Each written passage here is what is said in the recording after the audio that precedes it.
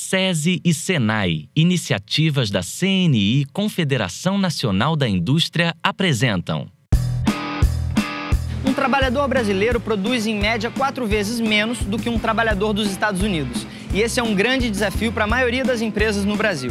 O Futura Profissão veio para o Rio de Janeiro conversar com um grupo de alunos criadores de uma inovação que pode aumentar a produtividade na indústria.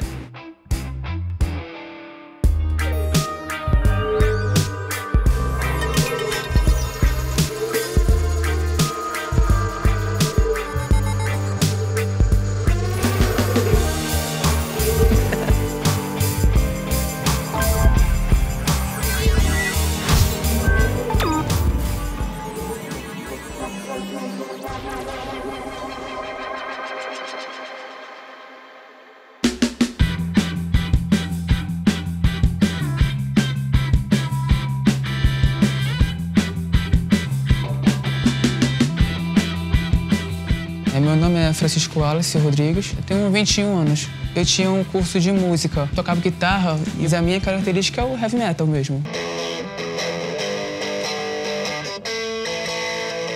Pode ser estranho, mas na música tem aquela matemática, tem aquele mistério de você descobrir o que está por trás daquilo que está ouvindo. A matemática, ela é algo complexo, mas quando você aprende, quando você a conhece melhor, quando você a domina, você não vê como matéria, mas como uma ferramenta.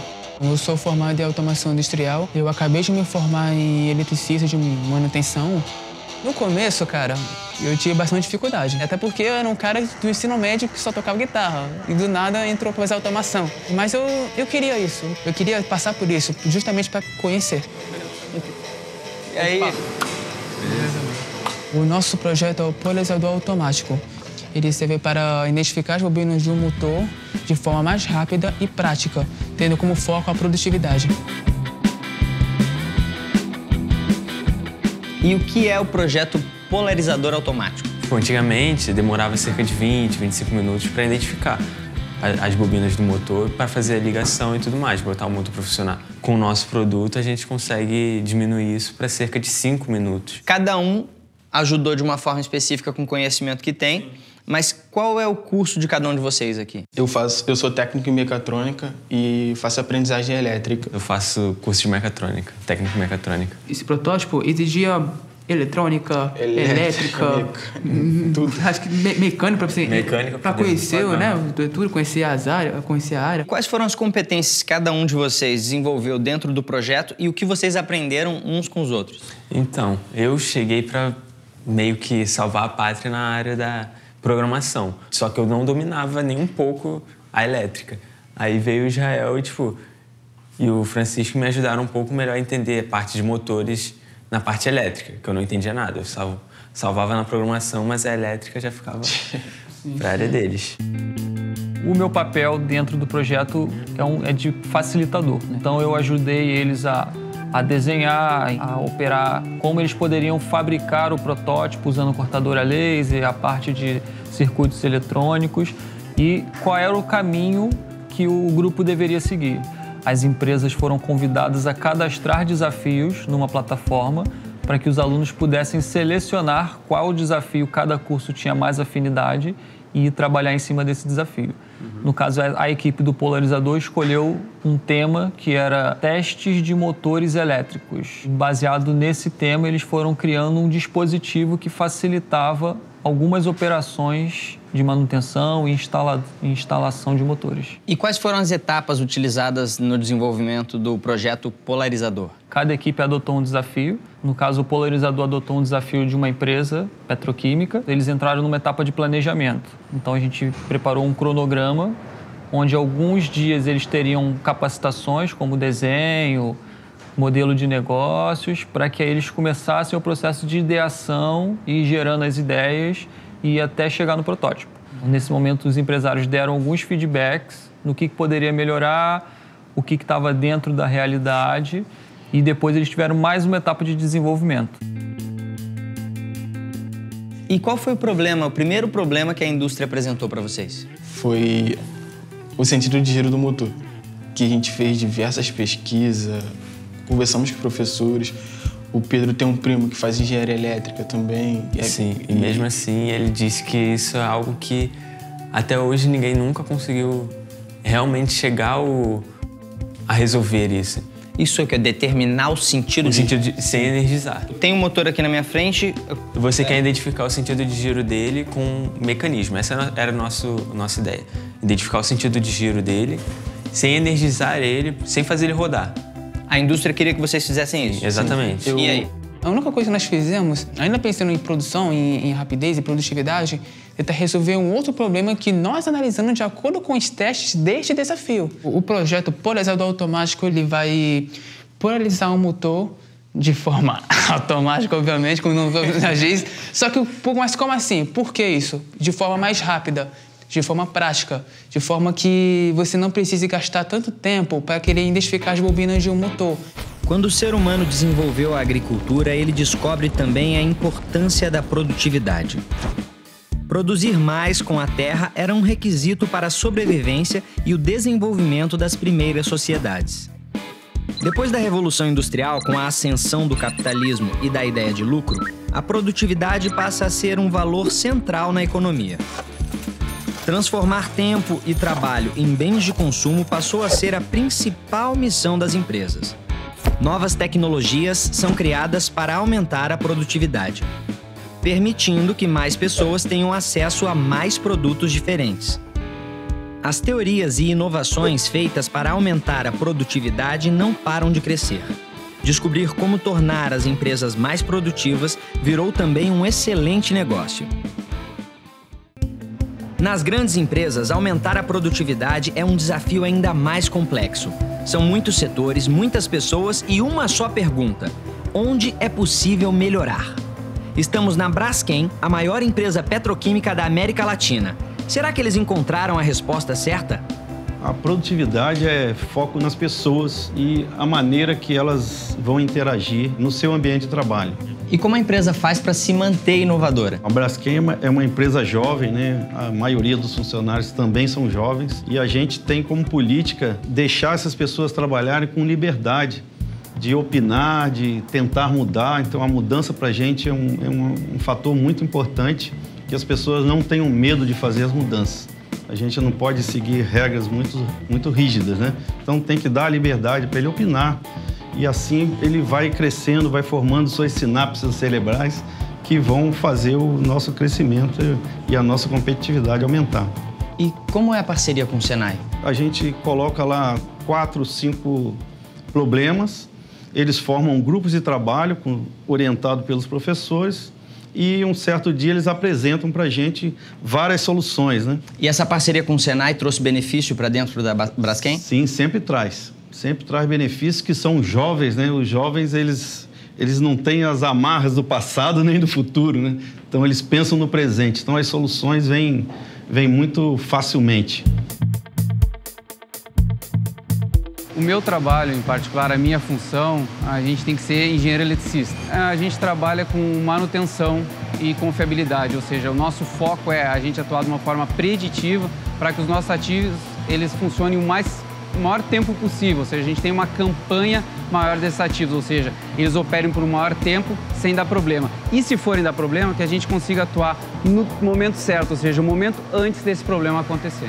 E para atuar nessa área, qual é a importância da inovação? A inovação é fundamental, a inovação é um caminho, porque nessa área, para a gente ter realmente essa atuação preditiva, a gente precisa de novas tecnologias, novas ideias. Então, a inovação é o foco principal para a gente poder atuar de uma forma assertiva com esse viés de preditivo. E quais são as possíveis áreas de formação para atuar na sua área? Diretamente na minha função, é necessário o curso de Engenharia Elétrica. No entanto, na nossa equipe, a gente tem diversos profissionais com formações como eletrotécnico, técnica eletrônica e outras formações relacionadas à eletricidade. Quanto tempo leva para colocar um motor em funcionamento aqui dentro? Olha, o motor em funcionamento, se a gente for pensar todo o envolvimento, a gente deve levar em torno de 4 ou até mesmo 8 horas, dependendo do porte do motor. E qual foi a importância do polarizador automático para poder aumentar a produtividade? Quando a gente leva esse motor lá para a área, a gente tem que fazer obrigatoriamente um teste de giro. Então, para a gente fazer isso aí, se o motor ele já está acoplado, toda vez que a gente vai fazer isso aí, a gente tem que desacoplar. Com essa inovação que foi proposta, sendo trabalhada pelo Senai, o que a gente consegue? A gente consegue abreviar, porque a gente não precisa fazer essa etapa de desacoplar e a gente ganha muito tempo tá? Na hora de colocar essa máquina em operação. Então, a grande sacada é essa, a gente não precisar fazer esse esforço mecânico e conseguir, de uma maneira, a partir de um teste elétrico, garantir que essa máquina efetivamente esteja ligada na forma correta e vá girar para o sentido que a gente precisa. É aqui que vai entrar o polarizador automático. Exatamente. A gente vai trabalhar efetivamente na parte elétrica e não na parte mecânica na hora de fazer esse teste de giro. E quais foram as etapas que vocês passaram, desde o desafio lançado para vocês resolverem, até hoje o protótipo que vocês têm em mãos? Primeiramente foi fazer os testes, teve a parte financeira, quais seriam os produtos que a gente teria que usar, quais são as matérias que a gente teria que estudar para poder montar o protótipo. Pedro, o que você sentiu quando você viu o polarizador funcionando? Quando eles me falaram que funcionou, eu me senti, tem um dedo meu ali. Eu acredito que as melhores ideias surgem assim. É algo que parece ser muito simples de resolver, algo que a gente pode investir, pode analisar e pode trabalhar, algo que está debaixo do nosso nariz. A gente vê todo dia, mas ninguém parou para pensar como aquilo pode ser resolvido, como aquilo pode ser melhorado. Os alunos do Senai utilizaram todo o seu poder de observação para descobrir um ponto do trabalho por onde o tempo escapava. Agora, no próximo bloco, vamos até Salvador conhecer uma escola que criou um software que aumenta a produtividade do aluno.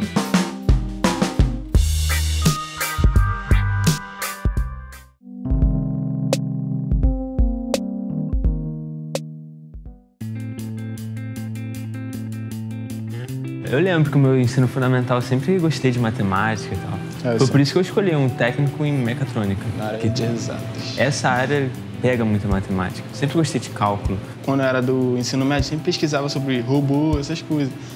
Aí pesquisei os cursos, aí eu queria fazer mecânico de automotivo. Fui ver no site do Pronatec tinha mecatrônica. Aí eu falei, mecatrônica. Aí me inscrevi, aí quando eu entrei eu vi que era tudo o que eu queria.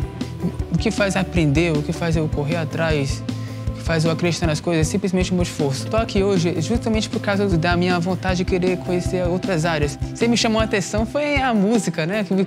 Acho que por que parece até hoje vai ser a música. E vocês acham que a escola de vocês, antes do Senai, incentivava a inovação, a criatividade? Não, a minha não. Nem um pouco. Quando eu cheguei no Senai, eu via coisa que ficava perdida. Eu falava, cara, o que eu vou fazer? Não entendo. Aí fui correndo atrás, aí já tinha internet. Pesquisando, chegando em casa pesquisando. Aí fui que eu consegui me acostumar com as matérias de Senai, com as práticas, com tudo isso. Eu lembro que no meu segundo ano, no ensino médio, eu tive um professor de física muito bom. E ele me indicou fazer inscrição pro Pronatec. E eu consegui a bolsa para mecatrônica. O Senai tem esse diferencial de ter um ambiente que você possa desenvolver que está na sua cabeça. Você tem uma ideia, todo mundo tem ideias. A qualquer momento a pessoa tem uma ideia. Dormindo a pessoa tem ideia. E você consegue tirar a ideia do seu pensamento para algo bem palpável. A produtividade não é importante apenas para as empresas. Ela pode ser um instrumento para melhorar o cotidiano das pessoas. É o que vamos descobrir aqui em Salvador, Bahia. De acordo com o Ministério da Educação, MEC, a carga horária curricular das escolas ela é dividida em 2 terços definidos pelo Ministério e os restantes 1 terços definidos pelo projeto político-pedagógico das escolas. Porém, para os estudantes, não são disponibilizadas ferramentas facilitadoras para que estes possam acompanhar os conteúdos com a maior facilidade. Então, tendo isso em vista, foi desenvolvido um software em uma plataforma web que permite aos estudantes acompanhar toda esta gama de conteúdos, possibilitando assim o seu melhor desempenho, como também promove a questão da sua autonomia em relação ao seu estudo. O software gerenciador de percurso formativo que desenvolvemos, ele é dividido em basicamente 2 usuários, o administrador e o aluno. O administrador ele é responsável por controlar todo o fluxo de dados no programa. Já o aluno ele possibilita ver em relação aos conteúdos vistos e previstos que serão aplicados no ensino médio, como também fazer uma autoavaliação em relação ao seu desempenho escolar em cada um dos conteúdos. Com esse software, nós participamos de algumas feiras, como, por exemplo, a FEBRACE e a Mostra SESI de Ciências e Engenharia. Nossa experiência foi muito positiva, já que todo o contato que tivemos com outras pessoas foi bastante construtivo para o nosso software. Em que aula foi que isso aconteceu? Em que condições vocês estavam quando tiveram a ideia de desenvolver esse aplicativo? Na verdade, tivemos essa ideia no Iniciação Científica. onde fomos instigados pelo professor a buscar um problema que nós vivenciávamos. Então, foi essa a principal motivação para desenvolver o projeto. É buscar um problema em si cotidiano para a gente tentar solucionar através de uma solução tecnológica, que no nosso caso foi um software. Não fizeram sozinhos, né, esse projeto. Quem que orientou vocês? Quem que estava junto com vocês o tempo todo? Misael, é claro, nosso orientador aí. Em nossa escola, nós trabalhamos o projeto de iniciação científica, onde o aluno que tem um projeto ou mesmo tem interesse em trabalhar com pesquisa, ele tem essa oportunidade. Esse projeto, os alunos, eles têm algumas habilidades que são bem marcantes. Por exemplo, é a criatividade. Nós procuramos sempre valorizar a criatividade do aluno. Proatividade. Eu sou apenas um orientador. O aluno que é o pesquisador. Então, ele vai em busca, traz o que encontrou e eu faço apenas a orientação. E para poder desenvolver o projeto de vocês, quais foram os maiores desafios? Fácil não foi, bem óbvio. Mas basicamente, nosso maior desafio foi aprender as 5 linguagens de programação, que foi HTML, CSS, JavaScript, MySQL e PHP. O desenvolvimento do software foi bem complicado, porque nós não conhecíamos essas linguagens. Vira e mexe, a gente errava algumas partes dos códigos e toda a página se torna inutilizada quando você erra uma vírgula. E quais foram as etapas que vocês tiveram que passar? Desde o momento em que tiveram a ideia até ter o aplicativo desenvolvido? Primeiro, tivemos que fazer uma pesquisa de campo com os alunos para verificar qual seria a ferramenta tecnológica que iremos utilizar. Se era um aplicativo, se era um programa desktop ou uma plataforma web. Então, optamos pela web. Em seguida, passamos pelo processo de pesquisas. Isso para embasar todos os documentos que precisávamos fazer. Após esse processo, a gente colocou a mão na massa e começou a desenvolver um software que durou cerca de 6 meses desenvolvendo. Bom, a proposta pedagógica da Escola de João Pessoa é justamente trabalhar a autonomia, a criticidade, o perfil pesquisador, sobretudo a questão da atitude empreendedora dos estudantes. Para isso, o nosso currículo ele permeia não só as disciplinas que nós conhecemos como tradicional, química, física, matemática, português e redação, mas também atividades que nós chamamos de currículo diversificado, que engloba atividades de ciências naturais, que nós chamamos de ciências aplicadas, onde os estudantes podem aplicar os seus conhecimentos de sala de aula, com experimentos, com projetos investigativos. Também tem a parte do que nós chamamos de PA, que são projetos de aprendizagem, que é onde o estudante vai buscar desenvolver competências e habilidades para que qual área no futuro ele vá atuar no mercado de trabalho, e também as Off-Techs, que são oficinas tecnológicas, que trabalham tanto com a parte de robótica do Lego, mas também com o Arduino, que é a parte de programação. No caso desse software, os alunos propuseram uma solução para um desafio de dentro da escola. Como que é a questão da comunidade? O que se traz da comunidade para dentro da escola? Nós temos temas assim, que envolvem tecnologias verdes, que é tanto a parte de engenharia sustentável quanto a parte da química verde. Nós temos também projetos com biotecnologia, nós temos projetos ambientais, que inclusive a escola trabalha com o desenvolvimento de horta. Nós também temos o desenvolvimento de Arduino para programação, que a gente chama hoje de Maker, né? Que é justamente invenções com essa parte de programação. Também temos na área de humanas, né? Que hoje a gente tem tanto na parte de fotografia investigativa, quanto também na parte de história oral, que é a área de humanas, né? Os alunos do SESI de Salvador nos ensinaram que produzir mais é também uma forma de administrar melhor o seu tempo. E o que fazer com o tempo que sobra? Vamos descobrir isso no próximo bloco com os alunos do Senai.